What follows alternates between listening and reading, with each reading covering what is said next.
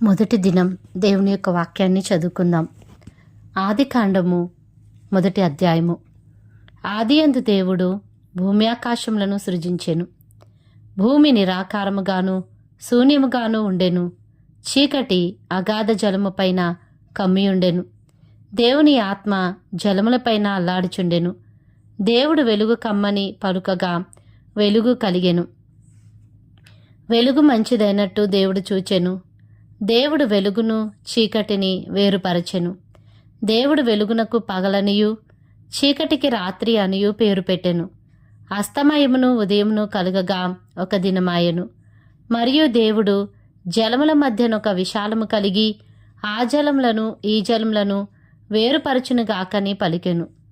దేవుడు ఆ విశాలము చేసి విశాలము క్రింది జలములను విశాలము మీది జలములను వేరుపరపగా ఆ ప్రకారమాయెను.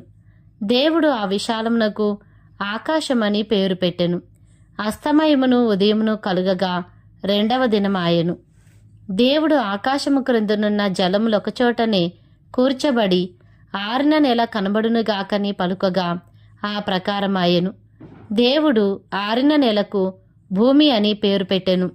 జలరాశికి ఆయన సముద్రములని పేరు పెట్టెను. అది మంచిదని దేవుడు చూచెను. దేవుడు గడ్డిని విత్తనములిచ్చు చెట్లను భూమి మీద తమ తమ జాతి ప్రకారము తమలో విత్తనములు గల ఫలమిచ్చు ఫలవృక్షములను భూమి మొలిపించునుగాకని పలుకగా ఆ ప్రకారమాయెను.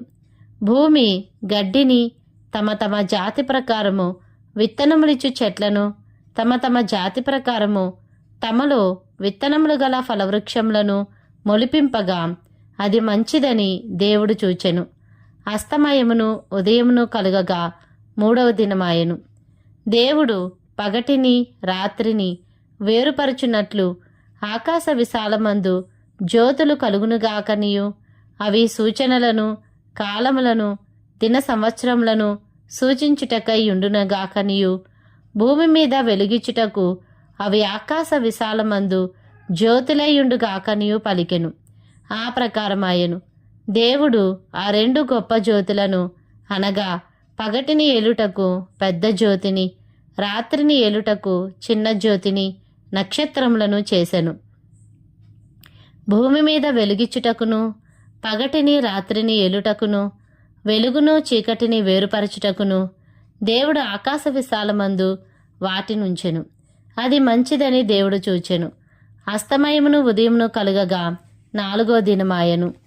దేవుడు జీవము కలిగి చలించు వాటిని జలములు సమృద్ధిగా పుట్టించునుగాకనియు పక్షులు భూమిపైని ఆకాశ విశాలములో ఎగురునుగాకనియు పలికెను.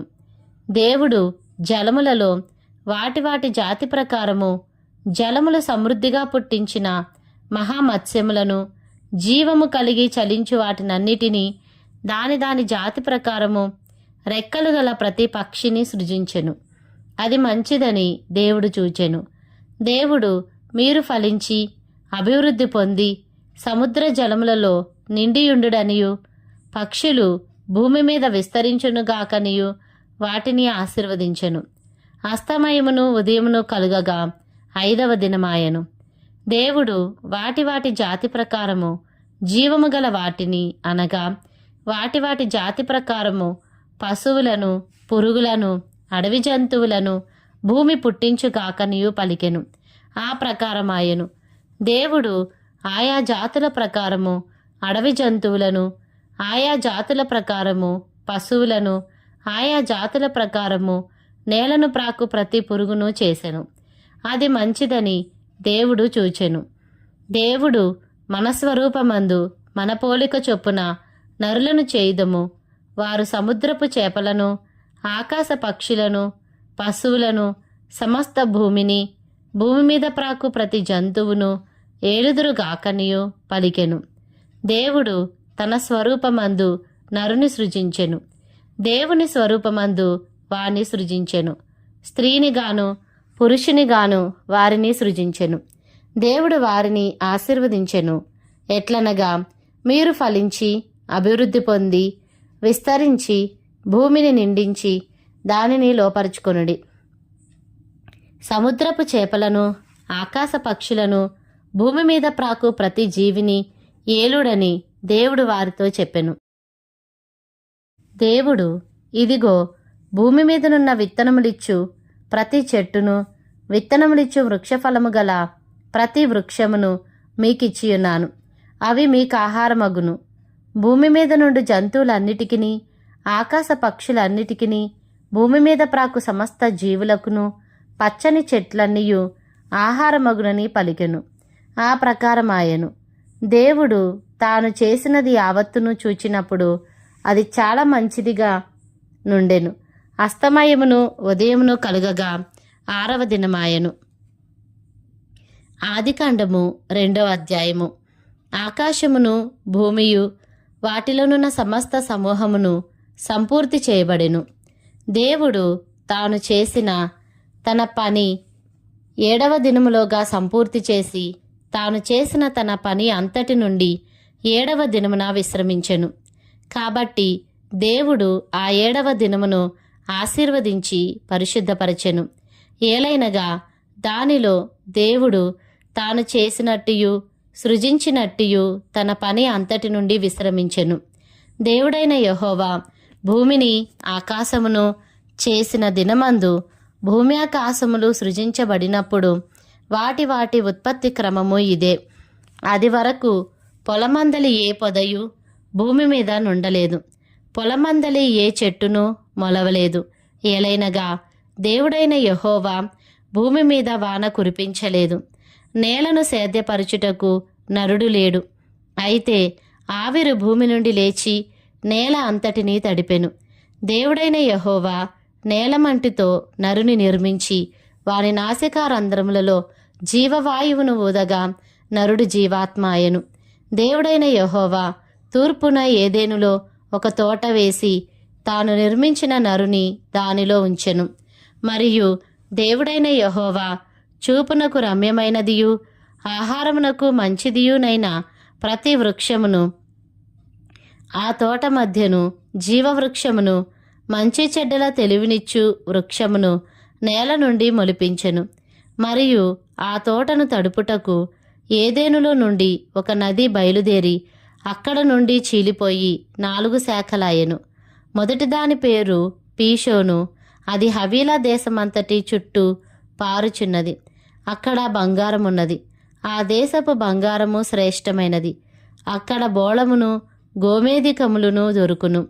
2వ నది పేరు గీహోను. అది కూషు దేశమంతటి చుట్టూ పారుచున్నది. 3వ నది పేరు హిద్దెకేలు. అది అషూరు తూర్పు వైపున పారుచున్నది. 4వ నది యూఫ్రటీసు. మరియు దేవుడైన యెహోవా నరుని తీసుకొని ఏదెను తోటను సేద్యపరచుటకును దాని కాచుటకును దానిలో ఉంచెను. మరియు దేవుడైన యెహోవా, ఈ తోటలోనున్న ప్రతి వృక్ష ఫలములను నీవు నిరభ్యంతరముగా తినవచ్చును. అయితే మంచి చెడ్డల తెలివినిచ్చు వృక్ష ఫలములను తినకూడదు. నీవు వాటిని తిను దినమున నిశ్చయముగా చచ్చెదవని నరునికి ఆజ్ఞాపించెను. మరియు దేవుడైన యెహోవా, నరుడు ఒంటరిగా నుండుట మంచిది కాదు, వానికి సాటి అయిన సహాయమును వాని కొరకు చేయుదుననుకొనెను. దేవుడైన యెహోవా ప్రతి భూజంతువును ప్రతి ఆకాశ పక్షిని నేల నుండి నిర్మించి ఆదాము వాటికి ఏ పేరు పెట్టునో చూచుటకు అతని యొద్దకు వాటిని రప్పించెను. జీవము గల ప్రతి దానికి ఆదాము ఏ పేరు పెట్టెనో ఆ పేరు దానికి కలిగెను. అప్పుడు ఆదాము సమస్త పశువులకును ఆకాశ పక్షులకును సమస్త భూజంతువులకును పేర్లు పెట్టెను. అయినను ఆదామునకు సాటైన సహాయము అతనికి లేకపోయెను. అప్పుడు దేవుడైన యెహోవా ఆదామునకు గాఢనిద్ర కలుగజేసి అతడు నిద్రించినప్పుడు అతని ప్రక్కటెముకలలో ఒక దానిని తీసి ఆ చోటును మాంసముతో పూడ్చివేశెను. తరువాత దేవుడైన యెహోవా తాను ఆదాము నుండి తీసిన ప్రక్కటెముకను స్త్రీనిగా నిర్మించి ఆమెను ఆదాము నొద్దకు తీసుకొని వచ్చెను.